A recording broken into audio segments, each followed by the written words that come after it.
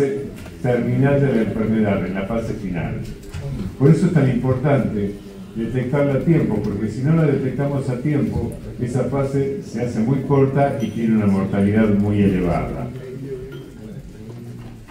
Yo decía, en esto estaba recién, en que puede ser el inicio de la fase terminal de la enfermedad. Entonces, nosotros tenemos que distinguir, tenemos algunos conceptos claves cuando hablamos de infección. Si el paciente puede tener criterios de infección, y entonces hacemos un diagnóstico precoz, una terapia empírica, y esto mucho antes de conocer el germen y la sensibilidad. Por eso, digamos, cuando Florencia mencionó recién antibiótico terapia en peritonitis bacteriana espontánea y con cefalosporina de tercera, ceftriaxone, en la que es de la que el paciente viene de la comunidad, y intrahospitalaria con pipertazo, por ejemplo. Esto depende, digamos, de los gérmenes y la sensibilidad y la resistencia que tienen los gérmenes en el medio en el que uno se mueve. Ahora, ¿qué pasa? Cuando nosotros hacemos un diagnóstico tardío o el tratamiento empírico es el inadecuado, va a tener un peor pronóstico y una mayor mortalidad. Esto es clásico, no lo voy a discutir con ustedes, simplemente distinguimos los tres grandes grupos de infecciones en la cirrosis, son similares a la población general de la comunidad, las asociadas al cuidado de la salud y las nosocomiales. Pero lo que sí es muy importante es que cada vez la presencia de gérmenes multiresistentes en los pacientes con cirrosis también está presente, va creciendo y lo hace en forma exponencial. Un dato de color, ¿no? Por ejemplo, no tiene que ver con nuestro medio, pero en la India las infecciones las panresistentes crecen exponencialmente, sobre todo en las ciudades donde hay industrias farmacéuticas, porque liberan en el agua del laboratorio que no tiene una buena eliminación, eliminan antibióticos y la gente toma agua que no es agua potable, por ahí esto termina generando la multiresistencia. Es algo que se está viendo en la India y en algunos lugares de China, ¿no? En zonas muy pobres, por supuesto. Bien, hay un concepto que nosotros tenemos que tener presente cuando hablamos de infecciones. ¿Qué rol tiene el hígado en la inmunidad? Y me pareció esta definición, que prácticamente la voy a leer, o esta descripción que la voy a leer, que dice así: el hígado es una red compleja de poblaciones celulares no hematopoyéticas con un amplio repertorio de células inmunitarias. Este concepto es clave. Dice que constantemente detectan el entorno, que está compuesto por moléculas exógenas y microbios, y que van a modular la respuesta inmunitaria de acuerdo a ese ambiente en el que se encuentran. De hecho, recordemos lo siguiente: en los tractos sinusoidales, las células de Kupffer, en la estructura histológica hepática en el sinusoide, están en el orden del 30 al 40%, pero a su vez representan estas células el 80% de los macrófagos del organismo, o sea que es una cantidad muy importante.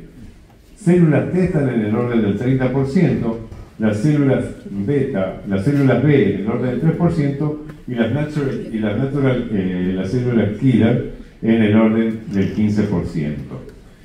Fíjense la diferencia que hay con la sangre, no nos vamos a detener con esto, pero las células T en los linfoides, ¿no? Están en un 20 o 40%, pero de cualquier manera hay diferencia, y esto, digamos, tiene que ver con la posición central a nivel vascular que tiene el hígado, o sea, en el orden vascular y metabólico.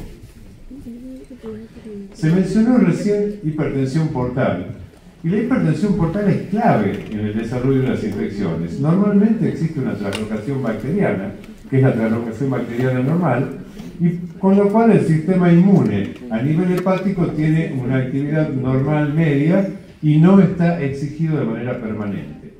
Pero a medida que se produce la hipertensión, que va progresando la hipertensión portal, se produce lo que se llama translocación bacteriana patológica, porque esto se asocia, esta gran hipertensión portal, con motilidad intestinal alterada. la permeabilidad, la barrera intestinal está alterada y aumenta la permeabilidad, el sistema inmune local, al estar expuesto persistentemente a microbios y sus productos lipopolisacáridos fundamentalmente, se termina alterando, se agota, llega a un estado que también a nivel hepático se llama inmunoparálisis, y esto genera a su vez, todo esto a nivel intestinal, sobrecrecimiento bacteriano, que termina provocando la famosa disbiosis que se suele ver en los pacientes que se puede ver en los pacientes con cirrosis. Este círculo, un poco modificado de lo que hicieron los autores, me pareció sumamente interesante porque la hipertensión portal, a medida que va desarrollándose, va a facilitar lo que se llama cirrosis descompensada, o sea, en la medida en que progresa, independientemente de que existen otros factores. Entonces, se produce esa hipertensión portal en esta situación, la disfunción y pérdida de la barrera intestinal, la translocación bacteriana patológica, la desensibilización y reprogramación de células inmunitarias. Esto es algo muy interesante. Se sabe que la reexposición o la exposición persistente genera la reprogramación de células inmunitarias que pierden su capacidad y, digamos, y su efectividad. Hay un deterioro, entonces, una inmunoparálisis finalmente, y colonización por bacterias y por bacterias e infecciones. Acá, digamos, son todas las alteraciones que la vemos de alguna manera mejor desarrollada acá. No nos vamos a detener, simplemente vamos a mencionar algunas porque es todo un gran capítulo ya desde hace unos años el manejo de la infección y fundamentalmente la fisiopatología de la infección en el paciente con cirrosis. Sí, lo que mencionaba Florencia, lo que mencioné yo también, es la alteración, ¿no es cierto?, en la barrera. Acá, de este lado, fíjense, digamos, está esquematizado la presencia de gérmenes. Acá las uniones estrechas, la barrera intestinal, el epitelio, que está intacto con el moco, que el moco intestinal es fundamental en el manejo, en el control del pasaje de gérmenes. En la medida en que la presión portal está normal y hay buena irrigación, digamos, no se produce el pasaje de gérmenes. A medida que aumenta la hipertensión portal, entonces se produce toda esta translocación bacteriana patológica y va a dar lugar a lo que podemos ver acá, que en realidad los más importantes son, es decir, se produce la barrera, la tormenta perfecta. ¿Cuál es la tormenta perfecta? Está alterada la barrera intestinal. Y lo más importante en la alteración de la barrera intestinal es que están alteradas las uniones estrechas y disminuye la capacidad bactericida de la mucosa. Por otro lado, decíamos recién lo de la inmunodeficiencia que se produce. Se produce tanto déficit de la inmunidad innata y adquirida. También tenemos por otro lado el hiperesplenismo con la falta de función del vaso. Recordemos que el hiperesplenismo, y en un paciente con cirrosis, cuando uno habla de cirrosis, o sea, de una cirrosis constituida, desde el punto de vista inmunológico, en relación al vaso, se comporta como el paciente esplenectomizado. O sea, cuando uno tiene un paciente con cirrosis, tiene que pensar en que tiene que vacunarlo como al paciente que va a ir a una esplenectomía. ¿Está? En la cirrosis hay un proceso inflamatorio sistémico que termina agotando el sistema inmune. Por otro lado, en el líquido acítico hay una disminución de las proteínas y una disminución de la capacidad oxónica que facilita las infecciones. Y esto, a nivel intestinal, decíamos el sobrecrecimiento con la disbiosis, es decir, entran a predominar las bacterias, los patógenos, ¿está? Pero, ¿por qué decimos la tormenta perfecta? Porque a esto se agrega lo exógeno, que no está vinculado con lo propiamente dicho del organismo. Si los pacientes con cirrosis tienen lo que conocemos como frexi, es decir, malnutrición, sarcopenia o fragilidad, malnutrición, sarcopenia y deterioro de su capacidad funcional, motora funcional. esto hace que sean pacientes frágiles, débiles, con alteración que genera también esto que va a terminar afectando el sistema inmunológico. Están sometidos a procedimientos invasivos, más frecuentes que la población general, con lo cual tienen más riesgo de infecciones. Lo mismo, ¿no es cierto?, el uso de la corticoterapia. Y lo otro, ¿no es cierto?, los inhibidores de la bomba de protones. ¿Quién le niega hoy a un paciente un inhibidor de la bomba de protones? Le da la mano y le dice, tome un Prazol. Esto es lo más habitual. Por ahí el paciente lo necesita, pero después el paciente se acostumbra a tomarlo y como es de venta libre, bueno, lo sigue tomando y esto tiene un impacto como ya vamos a ver. Bueno, el uso de la profilaxis, que es muy bueno en los pacientes, como se mencionó recién, después de una PBE, pero la profilaxis a veces también, ¿no es cierto?, termina generando infecciones resistentes, pero no es mucho más efectiva hacer la profilaxis que no hacerla, obviamente, como se mencionó, 80 versus 20%, y también son pacientes que tienen reinternaciones y que tuvieron otras infecciones. Es decir, que la tormenta perfecta está dada en estos pacientes para que cada vez, o a medida que progresa la enfermedad, progrese la fibrosis, va a progresar el riesgo de descompensación y de infección. Ahora, ¿cuál es el impacto? Bueno, recién se mencionaba que la citis es la complicación más frecuente de la cirrosis. En segundo lugar, vinculado con la citis o no, están las infecciones. Y es el factor desencadenante hasta descompensación aguda hasta en un 30% de los pacientes. Por eso decimos que es el comienzo de la fase final de la enfermedad. Es decir, infecciones bacterianas se dan en un 30-50% de los pacientes con cirrosis compensada. Esos son los que no tienen ascitis, varices, no tienen encefalopatía ni ictericia, pero los lleva a una situación de descompensación, una infección. Y vemos que a medida que el paciente se descompensa más, las infecciones que están presentes en toda la historia natural de la enfermedad van a provocar un mayor deterioro del enfermo, con todas las complicaciones que se mencionaron vinculadas con la cirrosis, desde hemorragia digestiva, ascitis refractaria. Es decir, cuando está frente a una ascitis refractaria hay que buscar siempre la posibilidad de la infección, porque una infección puede ser la causa, más allá de que el paciente tiene un montón de motivos para tenerla, pero uno nunca debe dejar de buscar la infección en un paciente con cirrosis que se descompensa.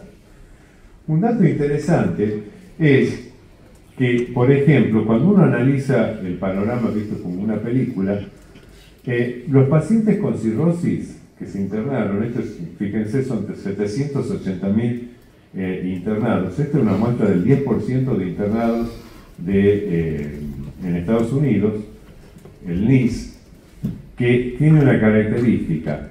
Siguen los pacientes, fíjense, desde el año 2002 al 2010, o sea, durante 8 años, y hay un descenso significativo de la mortalidad por cirrosis, del 9 al 5.4, es un 40%.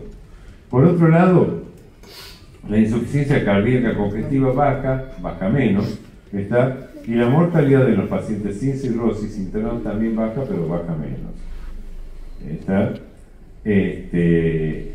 ¿Cuál es el punto? El punto es que, fíjense, que las sepsis, las infecciones, aumentaron. O sea, disminuyen todas las otras complicaciones de la cirrosis, pero no las infecciones. De hecho, aumentaron en ese mismo periodo que baja la mortalidad un 40%, aumenta la sepsis un 28%. Es decir, que es un problema serio y está presente, ¿no es cierto?, como causa de mortalidad de los internados.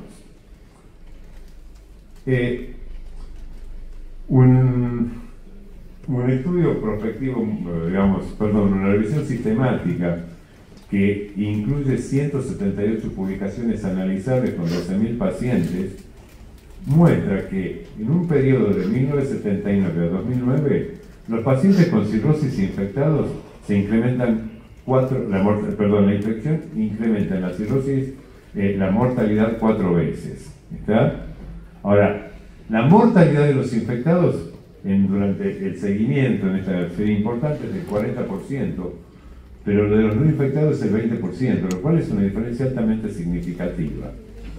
Y, por otro lado, ¿no es cierto?, la mortalidad en los estudios, tomada globalmente, acá muestra lo mismo que en el estudio anterior, disminuyó significativamente.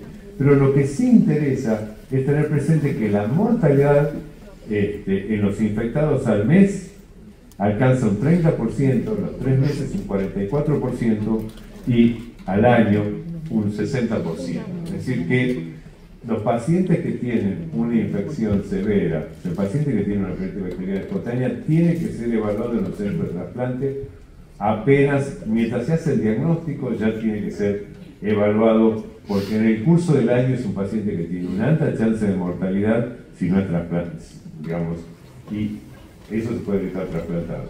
Y por otro, lo que decíamos, infecciones bacterianas en cirrosis compensadas en el contexto del uso de inhibidores de proteasa. Como decíamos, todo paciente que ingresa, esa es una excepción, que no reciba inhibidores de proteasa, que ingresa a un hospital o un paciente que va a un consultorio, la gran mayoría recibe con tratamiento inhibidor de proteasa. Y fíjense cuál es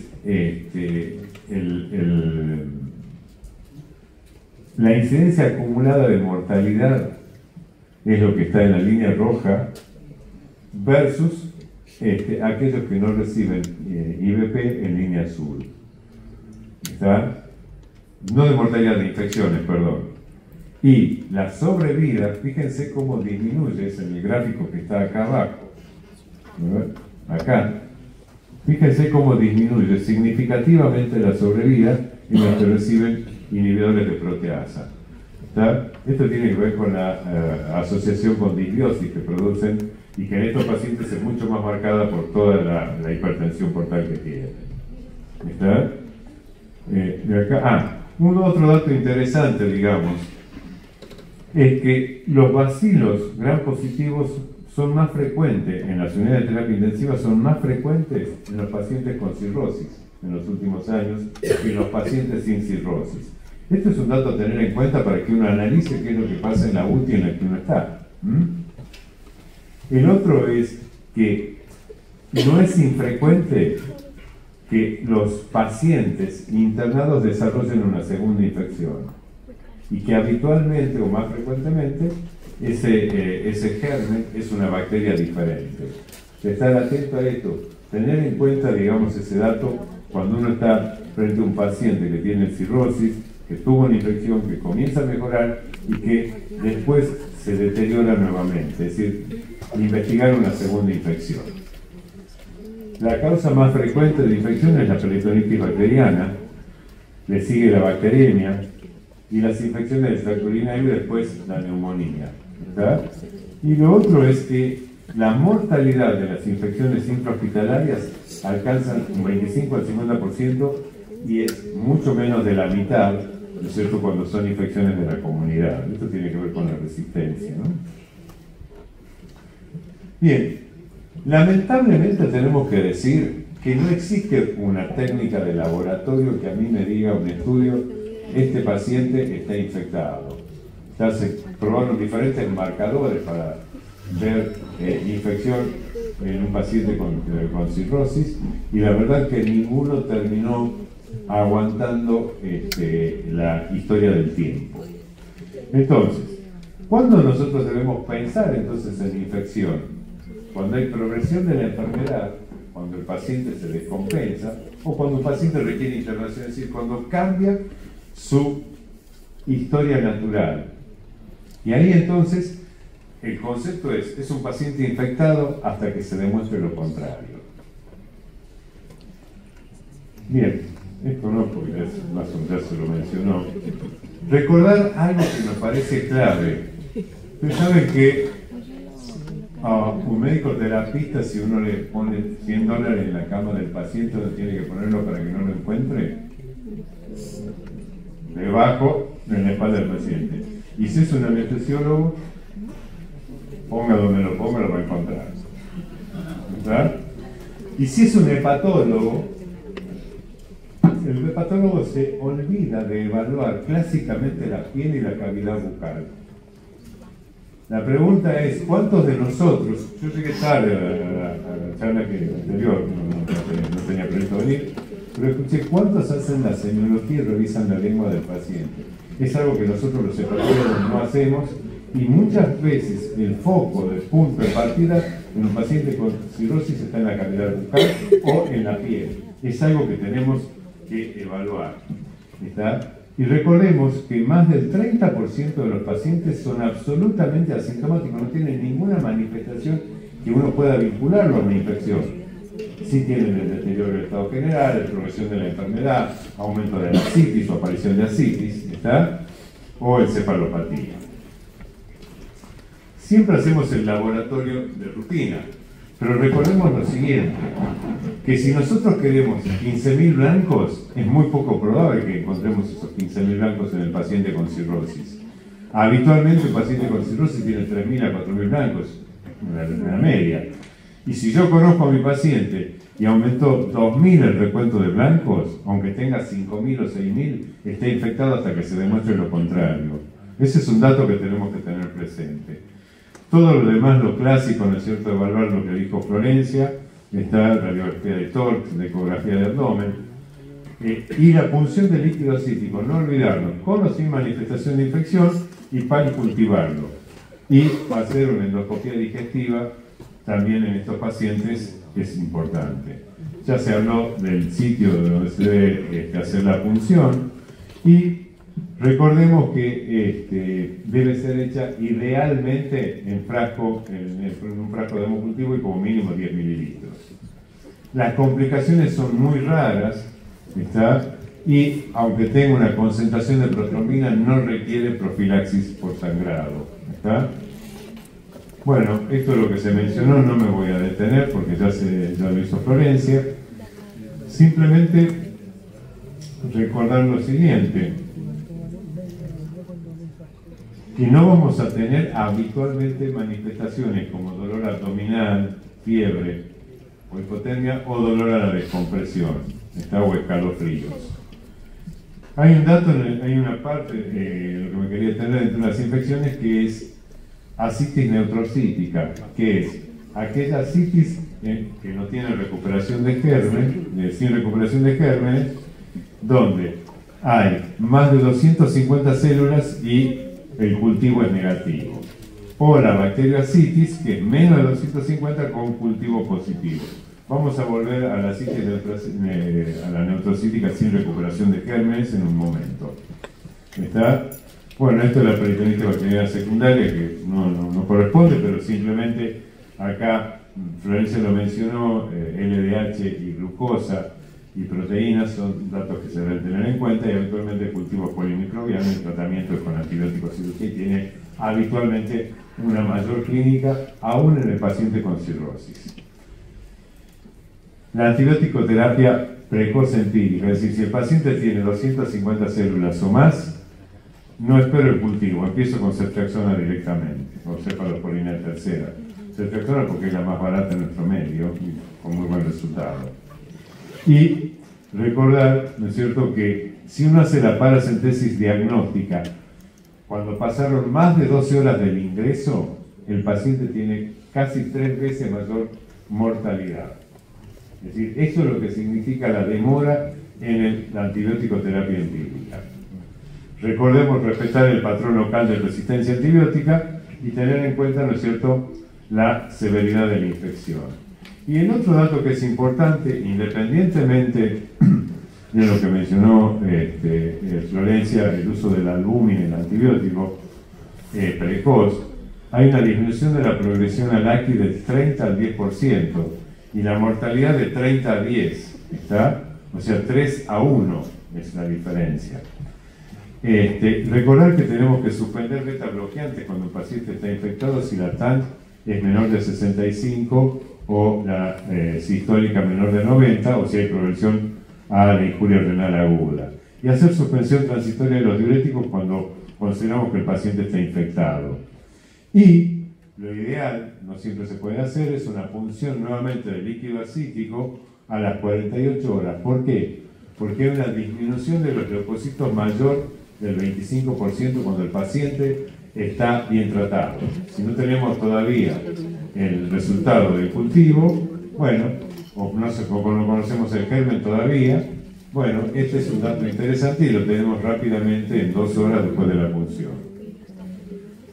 Decíamos que ceftriaxona, vamos a ver el tratamiento de la comunidad, cefotaxime son los europeos en general, está piperacilina, tazobactam, cuando sea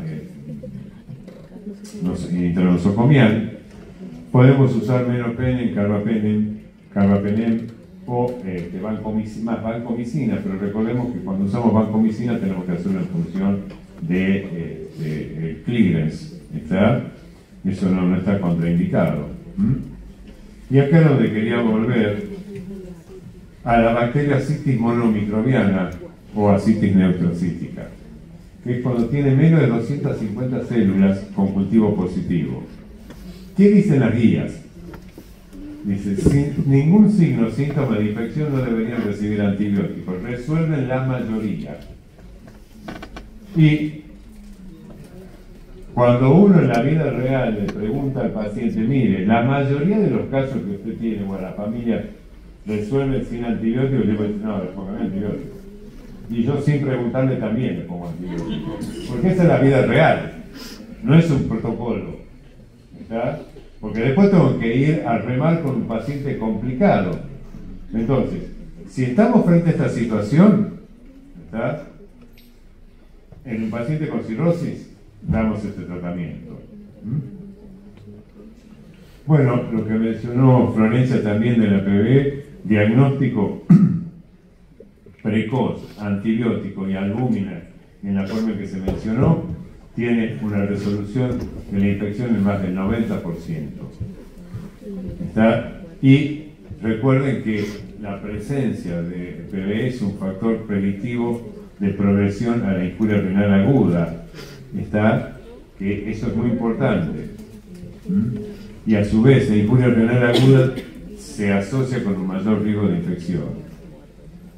Lo que decíamos, ¿por qué los pacientes tienen que ir a un centro de trasplante? Sobrevida al año 30-50% y a los 2 años 25-30%. Entonces es un paciente que debe ser evaluado en un centro de trasplante, habitualmente es incluido en la lista de pacientes que va a ir a trasplante y de acuerdo a la evolución que tenga del MEL sodio, bueno, y a la jerarquía de su cuadro en ingresar a trasplante. ¿Por qué hacer la profilaxis con antibiótico? Porque si el paciente recibe placebo o no recibe tratamiento en la vida real, tiene una recurrencia del 70%. Uno puede hacer la profilaxis con norfloxacina o con ciprofloxacina y ahí la recurrencia al año es del 20%. ¿Está? Se trató de imponer la rifaximina en los últimos años. Algunos ensayos mostraban que había diferencias no significativas, pero hay con mucha controversia y es mucho más caro todavía. ¿Está? Bien, esto ya lo mencionó Florencia, no me voy a detener. Y acá simplemente, esto es una lista, por supuesto está en cualquier artículo médico, los antibióticos que se deben usar en forma empírica, ya sea si es una infección de la comunidad o nosocomial. La que nos interesa es la infección urinaria no complicada, como en cualquier otro paciente, ciprofloxacina, ¿está? Y en la nosocomial preferimos en el momento actual focomicina. ¿Está? Y para concluir simplemente, entonces, ¿cuándo pensamos en infección en cirrosis? Cuando la enfermedad progresa, cuando el individuo se descompensa y cuando requiere internación. Si todo paciente que se interna por su enfermedad hepática, no dejar de pensar en infección. Y mayor incidencia de infecciones significa severidad de la hepatopatía, es decir, cuando tenemos mayor incidencia de infecciones, a medida que la enfermedad hepática progresa, ya en C, cuando hay una hemorragia digestiva, o cuando es una enfermedad más agresiva, es decir, cuando da saltos más rápidos e importantes en la historia natural. Las infecciones más frecuentes, peritonitis bacteriana espontánea, la bacteriemia. Hay quien dice que la bacteriemia en la cirrosis no se debe tratar, pero en la vida real se tratan todas las bacteriemias. Las infecciones urinarias y las neumonías. Recordemos que las manifestaciones clínicas son muy heterogéneas, muy atípicas, no se condicen con la infección en el paciente no cirrótico y que alrededor de un 30% no tiene ninguna manifestación que sugiera infección, a no ser la progresión de la enfermedad, el deterioro de estado general. ¿Está? Por la elevada mortalidad que tiene la peritonitis bacteriana espontánea, hay que derivarlo al paciente a un centro de trasplante para que sea evaluado cuando se hace el diagnóstico y recordemos respetar el patrón local de resistencia. Muchas gracias.